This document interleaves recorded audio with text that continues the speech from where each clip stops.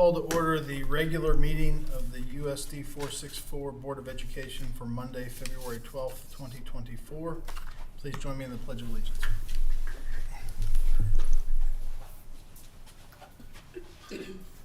I pledge allegiance to the flag of the United States of America and to the republic for which it stands, one nation, under God, indivisible, with liberty and justice for all.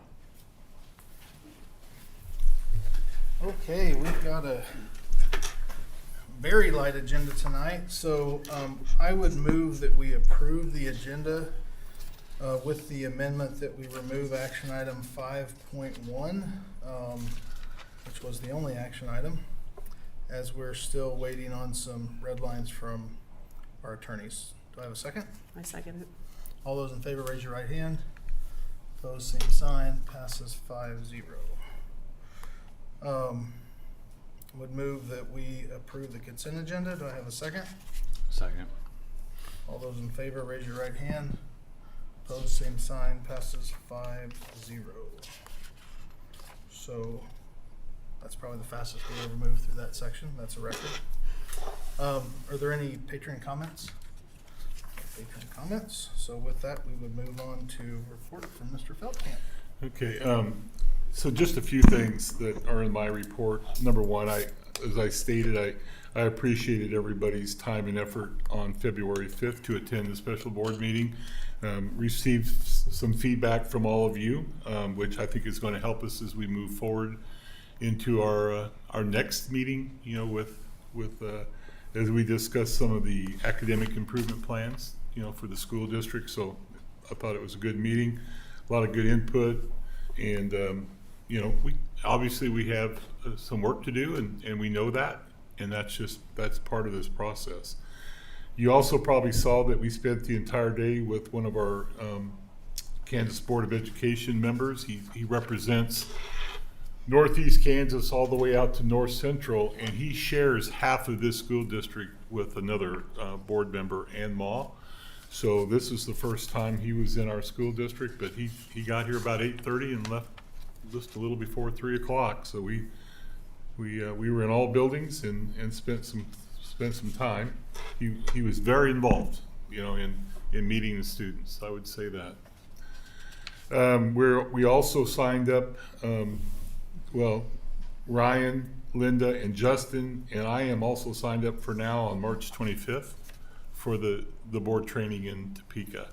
And this one is at the KSB office and not at some other satellite location. So that we are signed up for that.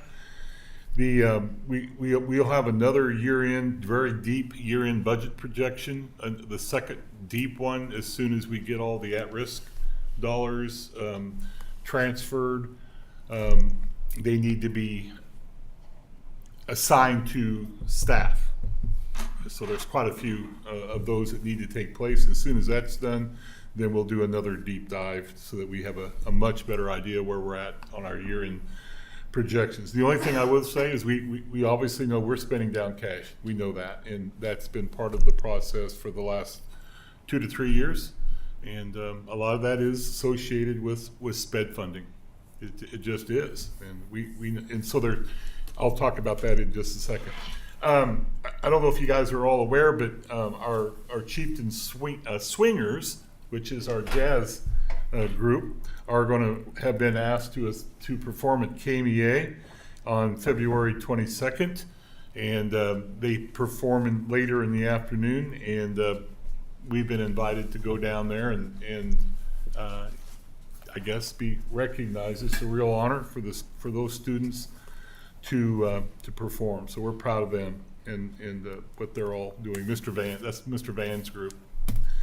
Legislative session, a lot going on, and I mean, I could forward you a whole lot of that information if you want to read through it. I get daily updates from KSDE, KSB, USA Kansas, and a lot of it is based on daily action, in committee work. So nothing besides the flat tax that got vetoed. That was about it. Everything else is in committee. It's being discussed. But I will say that I'm very pleased that the the special education funding is one of the top priorities of the governor, to try to increase sped funding, maybe over a 4 to 5 year period, but at least, maybe some action there. And the other thing is that they're still tweaking and messing around with that open enrollment policy. So we have to stay on top of that. Some of that is all the what ifs that they didn't take into account when they passed that legislation. For example, if a student is not in good standing, can he be a virtual student in your school district? And some of it's related to sped siblings. Are they going to be taking in, along with others?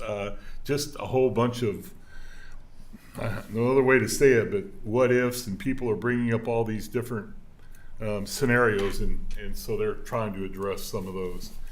I talked to Justin this morning, maybe about trying to set up at some point a capital outlay planning session. We haven't had one in a long time, and so we need to address that maybe sometime in March. Maybe it doesn't have to be. It's going to be pretty hard to get one in February, but maybe in March we can try to get something scheduled.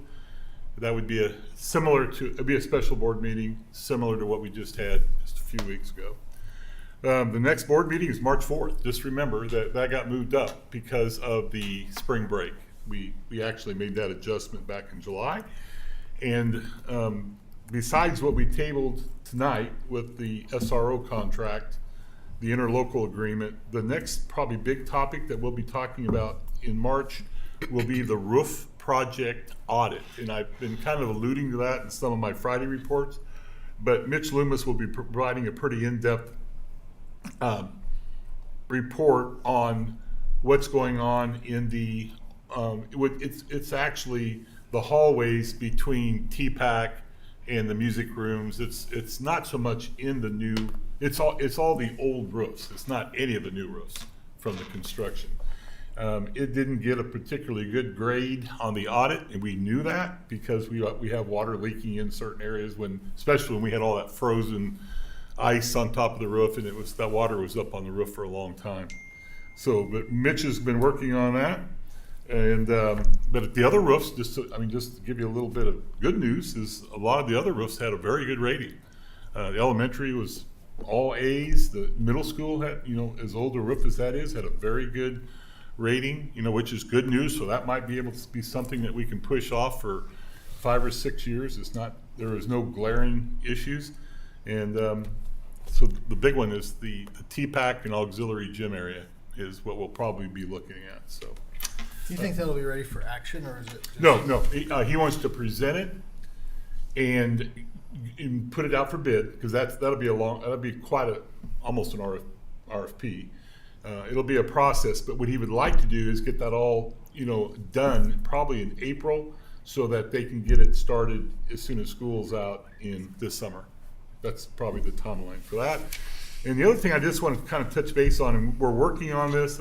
We met Becky Naselroad, Tanya, Mitch, Jill. We're all part of that. We debriefed about the inclement weather procedures. So, and I sent that out. And what we're looking at, of course, is, we need more hands on deck. The big issue we got was the country roads. We all know that there were some areas we had no idea they were as bad as they were on Tuesday, that last Tuesday. And what we need is you can kind of, if you had a chance to look at it, is more drivers, on those suspect days, getting out in regions. Because there were roads that, I was out driving that morning, so was Mitch Loomis. We both were driving, and I was not on some of those roads where we had buses, get stuck on the inclines. So we're identifying the worst roads. That's another part of that process. We're looking at a possible 2-hour delay. I'm not a huge fan of a 2-hour delay, but I think it's wise to have it in our toolbox as a possibility. It could be fog, it could be extremely cold weathers, those kind of things. I don't know if a 2-hour delay would have made a whole lot of difference on some of those back roads. It might have, but kind of skeptical. It took days. Yeah, so I think so. I mean, it was just, especially where there was tree covering the roads. That's where we saw it the worst. So anyway, we're looking into it, and this would probably be more of a handbook update. And so, Is there a way that you could communicate with the county on, like, our road was one of those really bad roads, but the road grader came down at about a little after 8 and improved the conditions. Is that like is there a way to communicate with the county to see? we'll add that. I don't, I have never had those communications. What I get is more the county crews are out and working, but I don't know particular. I didn't know particulars. if they like targeted those roads I that don't were know, the worst, yeah. and they are aware of those or not. Mm-mm. I think if they were aware, they might. They might. We haven't had Try. that. Yeah, we haven't had that kind of communication. Now we do get. I'm in constant contact with the Fort Leavenworth meteorologist, and they do a really nice job of giving us an overview of Leavenworth County. That to all the superintendents, they're pretty accurate. I mean, it's not just Channel 5 or Channel 4. It's the military meteorologist, but that's not going to help me with Right. county roads. So we're working on it. Just wanted you to know that it's something that we'll continue to work on. And we kind of laid it out there, and some of it's communication. Some of it is more people. All those things. So I think that anything that we can do to have another tool for the toolkit, like a late start, is a good thing. And I shared with you my support last time, and I would just reiterate it publicly that, for every 10 snow days, there's probably only one that's a no-brainer. Yeah. The other 9, half the people are going to say you should have canceled, and the other half are going to say you shouldn't have. So it's an impossible thing, but one more tool in the toolkit's good. Yeah. Tuesday was rough. We all knew that. I mean, it was. Is there anything that's I know we're limited on virtual days, but is there any way you can do some combination? I mean, there's some. We haven't. I mean, schools are doing that. We haven't. There was just communication from KSDE that they did not intend for those remote days to be used like that. That was strictly for a COVID thing. And so the message is just now getting out to districts that that's really not an appropriate use of remote learning. So I think there'll be some changes and some clarification come out from KSDE. Now, Missouri, I saw they were using it a lot. Independence, the schools across the border, but Kansas there were some isolated incidents, and I think they, like you said, the KSD said. I mean, quite honestly, I find it kind of silly. This is that they wouldn't allow that because most employers are like, well, it's bad weather. You can work. It's more of a virtual day. Now there are differences, but I think if we learned anything through the pandemic, it may not be great, but we can.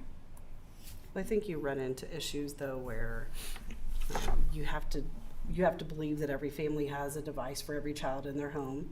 You have to believe that they have accessible Wi-Fi to be able to use. I don't know until we have, and then for elementary kids, it's not a great use of their time anyway. Maybe middle school and high school, but elementary.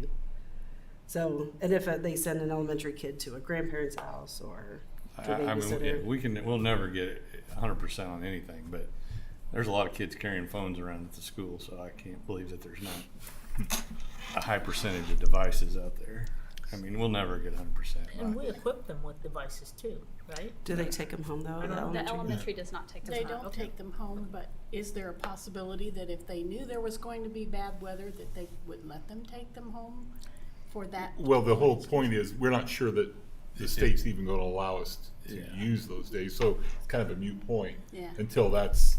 Yeah, if you can't do it, you don't need to work through Carry the those policy. home. but- Takes. Meaning that day wouldn't count towards the minimum Yes, days. right.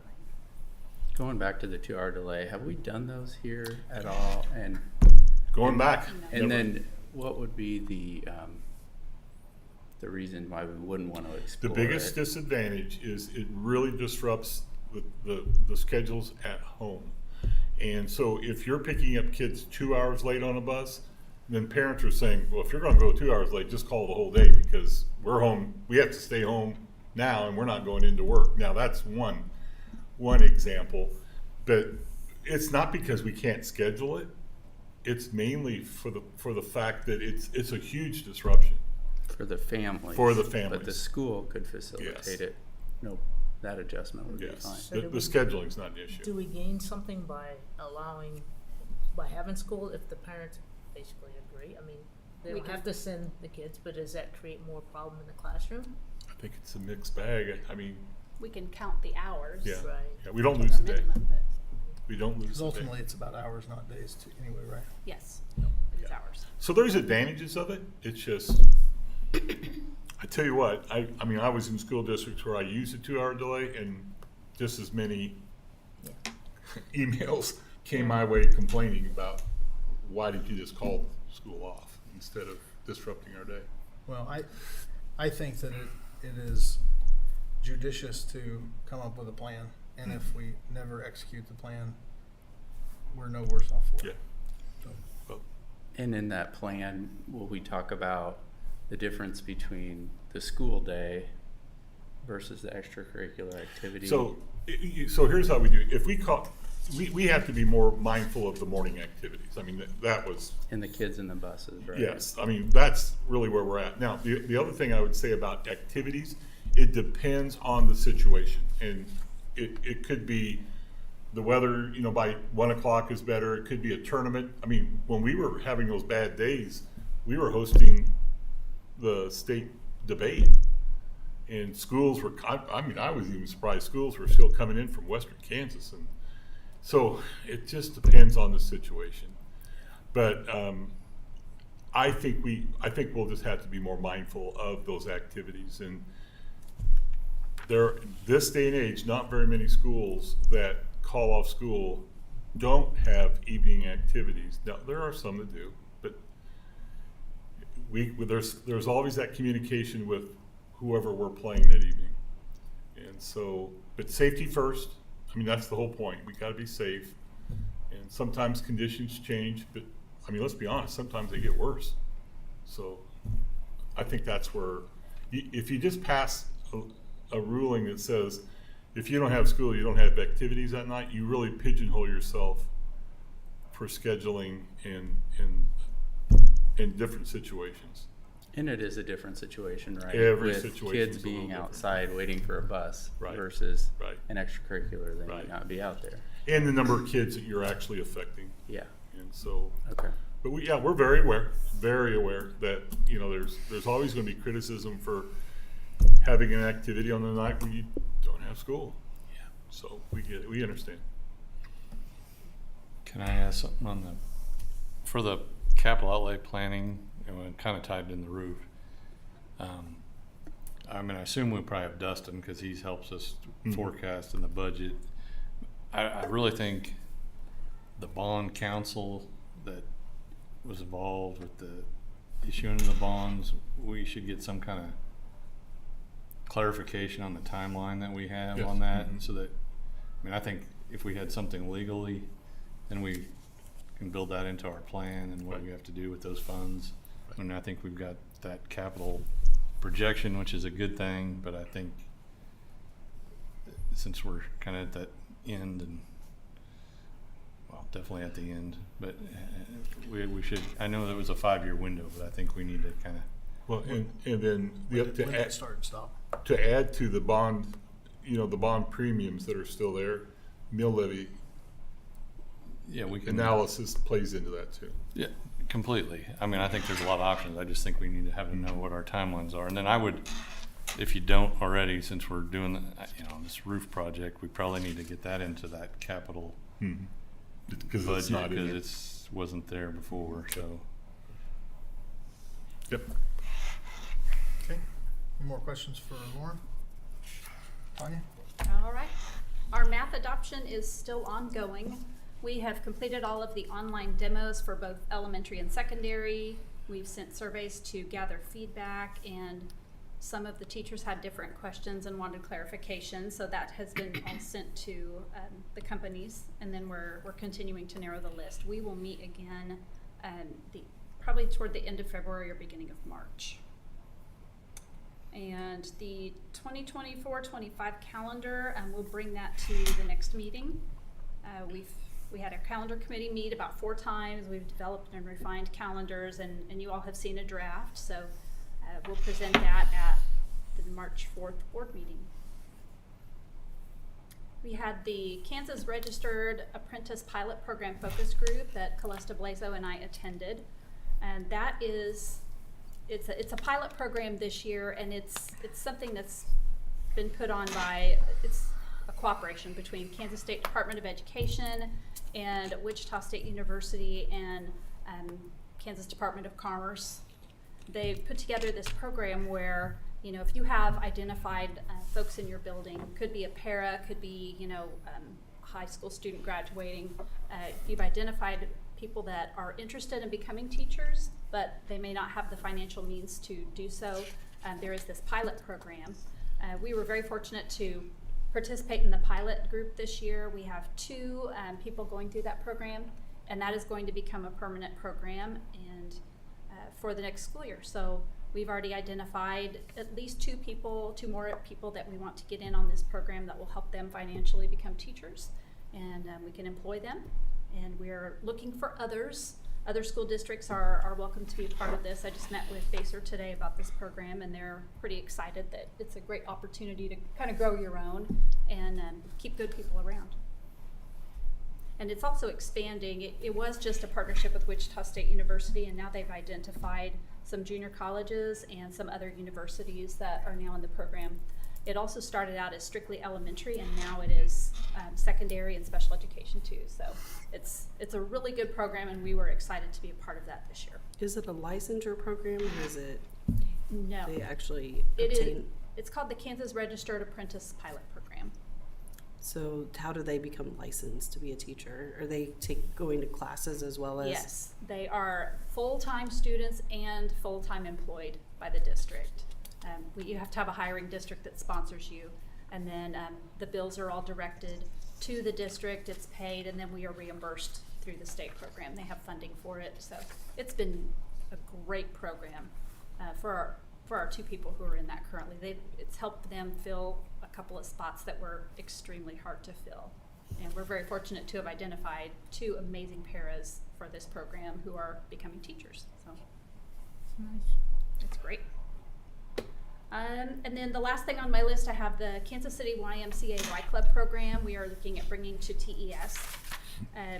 Back in November, in between Thanksgiving and Christmas, we sent a survey to elementary parents just to gather their responses and find out if they had a need for before and after school care, summer care.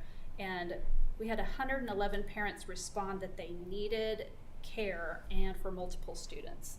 So we were excited to partner with the Y on this. We did a site visit on February 7th. We walked through the elementary and identified some good spaces for that program.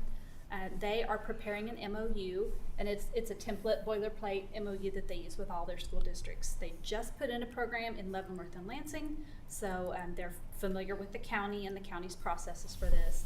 And I'm working with them on the licensing and what that would look like for our building. It is licensed through Kansas Department of Health and Environment for school-age programs. So I've been through that with a couple other districts, and it's a pretty thorough process, but it's very good. It's something that gives parents some comfort in knowing that it is a licensed program.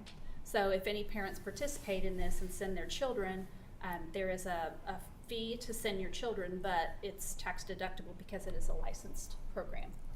So information will be coming out in April for parents, and then they'll start enrollment right away in May. I'll bring the MOU to the March board meeting, and as soon as I have it, I'll get it to you prior to, so you can take a look at it. But it's just a program. We do not pay them any money. They just come in and we allow them to have a space in our elementary just for before and after school care for our children. And it's a great program. I've been involved in it in some other districts. And you can see some information here. They have a curriculum, they have homework enrichment, snacks, activities, they do community building, build leadership activities. So pretty good program. You can check out their website and find out more information. But we'll be bringing more information to the board and then to the parents soon. I think at the March meeting, we better hit on the facility use policy, because I think it currently says that there has to be a school employee at those kind of events, so. And we have staff, but we also have a custodian who's there till, I think, 10 or 11 at night, so. And I think they close around, depending on the district, typically 6 would be the latest that they would be open. Okay. Will KSB review that agreement for us? Yeah, they have reviewed the agreement. It's kind of a boilerplate that they use with all their school districts, but we will send it to KSB to look over before we bring it to you. And it seems great. I don't want to be, but what do they say about staffing? I mean, we have trouble with paras, bus drivers, custodians. I mean, what? I mean, A is lot it of mostly times- kids? Yeah, they'll pull from the community. So anyone here who would want a job, they do thorough background checks because you're working with children. They do employ students. You have to be 16 or over, and you'd only be an assistant. There is a site manager who would be in charge, that, an adult who's hired by the Y to manage that site, and then they hire other adults initially, and then the students would be considered as part to help out with the ratio. So I take it they'll use gym space at the elementary school. Will that interfere with the middle school using the gyms for practices and things? No, we've talked about that. They have the 2 gym spaces, and then there's the common space. Those are the main spaces that they would use. If we needed to move into another space, we could. The playground, they usually license the gym areas, the commons, and then the playground. So it won't interfere with a practice? No. And in fact, we talked about that, and they said in other districts they have similar, schedules they have to work around, and you just make sure you get them with the secretary who's in charge of the schedules to make sure we don't double book, and we move when we have to. So the MOU and potentially the facility use policy would be at the March meeting.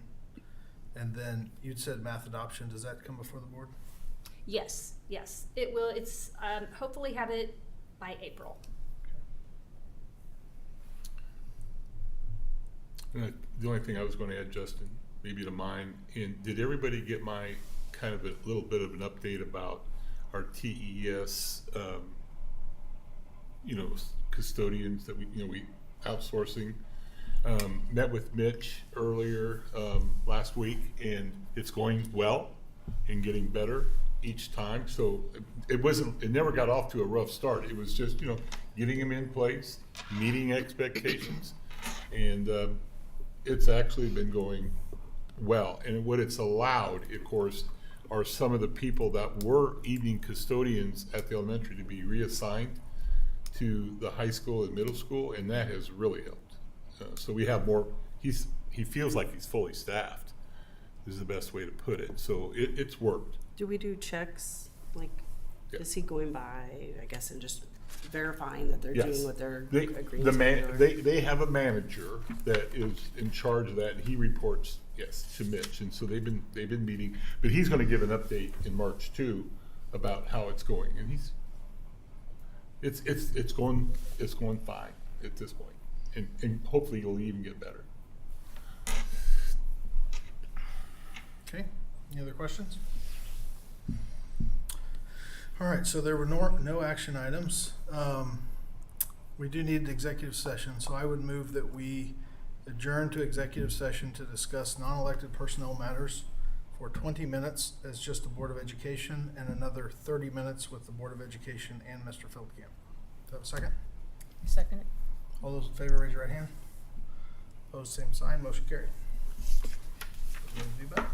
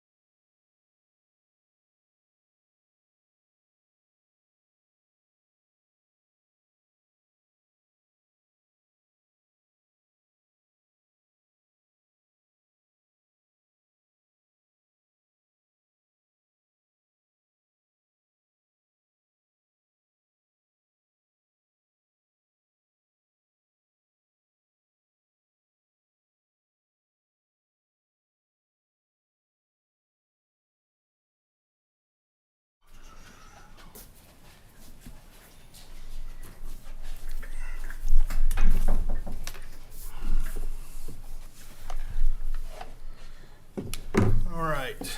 In terms of actions coming out of executive session, I would move to authorize Board President Justin Sturgeon, Vice President Chris Grattan to negotiate with the superintendents on their contract for review at the next meeting by the board.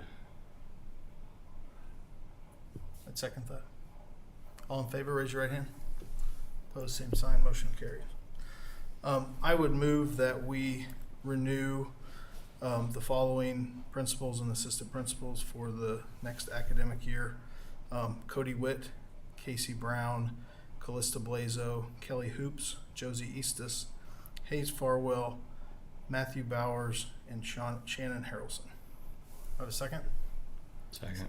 All those in favor, raise your right hand. Motion carried. Any announcements? Any thoughts on the, trying to have another special board meeting down the road? Is that even feasible? You want to wait? I think it is feasible, but why don't I go ahead and I'll poll the board and we'll come up with some dates this week. Yeah. Well, let's target March. Yep. Okay? Meeting is adjourned.